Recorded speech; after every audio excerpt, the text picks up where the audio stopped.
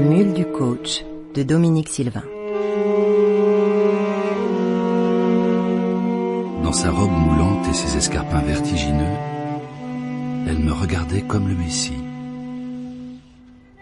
Demain, il lui faudrait convaincre son patron qu'elle était bien la femme de la situation pour une nouvelle phase de sa carrière. Tu fais de l'équitation, Catherine? Oui, mais... Imagine que l'audience est un cheval. Un bon gros canasson rétif que tu vas mater. Ah, je n'y avais pas pensé. Cette bête, il se trouve que tu l'aimes aussi. Tu crois?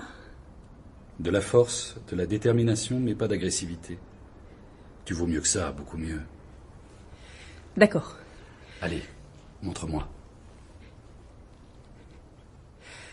Je suis resté le temps nécessaire. Catherine a répété son texte jusqu'à le déclamer à la perfection. L'angoisse n'était plus qu'un mauvais souvenir. Elle avait récupéré sa confiance de battante. Avant de partir, je lui ai conseillé une tenue sobre et des chaussures confortables.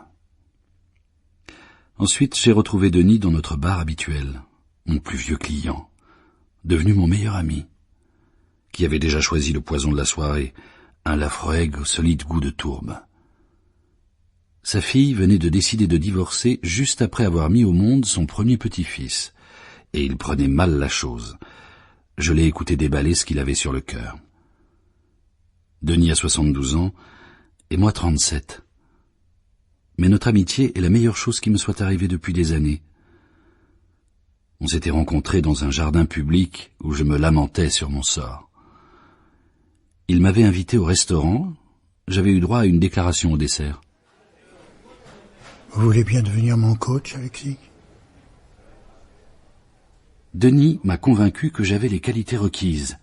Il a planté dans mon crâne cette idée dingo, faire d'un raté complet un conseiller avisé.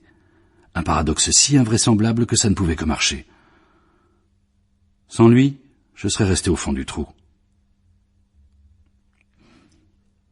J'ai fait de mon mieux pour l'aider à encaisser sa maladie de Parkinson. Ça consistait à le mettre au bridge, à la natation et à l'inciter à courtiser des femmes plus jeunes que lui. Il a été content du résultat.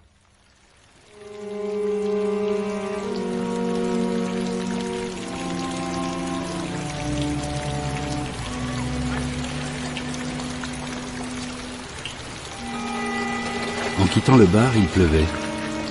Ça m'a énormément plu, cette pluie d'été. J'ai imaginé Catherine sans sa robe. Vers 22 heures, le téléphone a sonné. J'ai répondu, on m'a raccroché au nez. Quelques minutes plus tard, la sonnette de la porte a retenti. Dans l'œilleton, mon passé m'a fait la grimace. 2 options s'offraient. Ouvrir ou me jeter par la fenêtre. J'ai ouvert.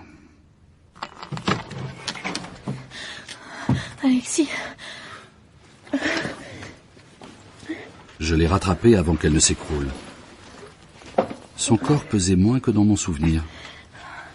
Elle transpirait. Ça n'avait rien à voir avec la température ambiante. J'ai peur de mourir. Aide-moi.